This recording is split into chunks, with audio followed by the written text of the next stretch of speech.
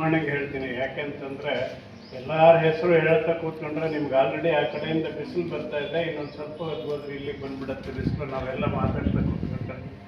ಆದ್ದರಿಂದ ನಾನು ಜಾಸ್ತಿ ಮಾತಾಡೋದಿಲ್ಲ. ಮೊದಲನೇದಾಗಿ ನಿಮಗೆಲ್ಲರಿಗೂ ರಿಪಬ್ಲಿಕ್ ಡೇ ಶುಭಾಶಯಗಳು. ನಾವು ಏನು ಮಾಡಬೇಕು ಅನ್ನೋದನ್ನೆಲ್ಲರೂ ಹೇಳ್ತೀವಿ, ಆದರೆ ಆಚರಣೆಗೆ ತರೋದು ಭಾಳ ಕಮ್ಮಿ. ಎಷ್ಟು ಜನ ರೈಟ್ ಟೈಮಿಗೆ ಬಂದಿದ್ದೀವಿ, ಎಷ್ಟು ಜನ ಲೇಟಾಗಿ ಬಂದಿದ್ದೀವಿ. ನಾವು ಇವತ್ತು 8 ಗಂಟೆಗೆ ಬೆಳಗ್ಗೆ ಕಾರ್ಯಕ್ರಮ ಅಂತ ಹೇಳಿದ್ರು, ನಾನೇನೋ ಒಂದು 3 ನಿಮಿಷ ಮುಂಚೆ ಬಂದಿದ್ದೆ. ಬೇಕಾದ ಜನ ಈಗ ಬಂದು ಸೇರಿದ್ರು, ಒಂದು 10 ನಿಮಿಷದ ಕೆಳಗೆ. ಹುಡುಗರು, ಸ್ಟೂಡೆಂಟ್ಸು, ನಿಮ್ಮ ಜವಾಬ್ದಾರಿ ಇಲ್ಲೇ ತೋರಿಸ್ತಾ ಇದ್ದೀರಾ. ನೀವೇನಾದ್ರು ಹೇಳ್ಕೊಳ್ಳಿ, ನಮ್ಮ ಕೆಲಸ ನಮಗೆ, ನಿಮ್ಮ ಕೆಲಸ ನಿಮಗೆ ಅಂತ. ಈ ಥರ ನಾವು ಜವಾಬ್ದಾರಿ ಇಲ್ದಂಗೆ ಬಿಹೇವ್ ಮಾಡೋಕ್ಕೆ ಶುರು ಮಾಡಿದ್ರೆ ಹೇಗೆ ದೇಶ ಕಟ್ತೀವಿ ನಾವು? ಭಾಷಣದಲ್ಲಿ ದೇಶ ಏನು ಬೇಕಾದ್ರೂ ಕಟ್ಬೋದು, ಅದರಿಂದ ಉಪಯೋಗ ಇಲ್ಲ. ನಾವು ಮೊದಲು ಡಿಸಿಪ್ಲಿನ್ ಆಗಬೇಕು.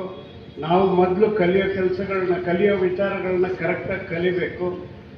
ಈ ರೀತಿ ಅರ್ಥಗಳು ನಮ್ಮಲ್ಲಿ ಬಂದರೆ ನಾವು ಮುಂದುವರಿಲಿಕ್ಕೆ ಸಾಧ್ಯ ಅಂತ ಅನ್ಕೋತೀನಿ. ಯಾಕೆ ಅಂತ ಹೇಳಿದ್ರೆ, ಈಗೇನೋ ಒಂದು ಜನರಲ್ ಫಂಕ್ಷನ್ನು ಒಂದು ಅರ್ಧ ಗಂಟೆ ಒಬ್ಬರು ಲೇಟಾಗಿ ಬಂದರೆ ಏನೂ ಆಗಲ್ಲ. ಸಪೋಸ್ ನನಗೋಸ್ಕರ ನೀವೆಲ್ಲರೂ ಇಷ್ಟು ಜನ 1 ಅವರ್ ಕಾದರೆ ಎಷ್ಟು ಡೇಸ್ ಲಾಸ್ ಆಯಿತು ಅನ್ನೋದನ್ನು ಒಂಚೂರು ಲೆಕ್ಕ ಮಾಡೋಕ್ಕೆ ಶುರು ಮಾಡಬೇಕು ನಾವು. ಅದರಿಂದ ನಿಮ್ಮ ಟೈಮ್ ಎಷ್ಟು ಇಂಪಾರ್ಟೆಂಟೋ, ನಿಮ್ಮ ಕೆಲಸ ಎಷ್ಟು ಇಂಪಾರ್ಟೆಂಟೋ ಅಷ್ಟೇ ನಾವು ವೇದಿಕೆ ಮೇಲಿರೋದು ಇಂಪಾರ್ಟೆಂಟ್ ಆಗುತ್ತೆ.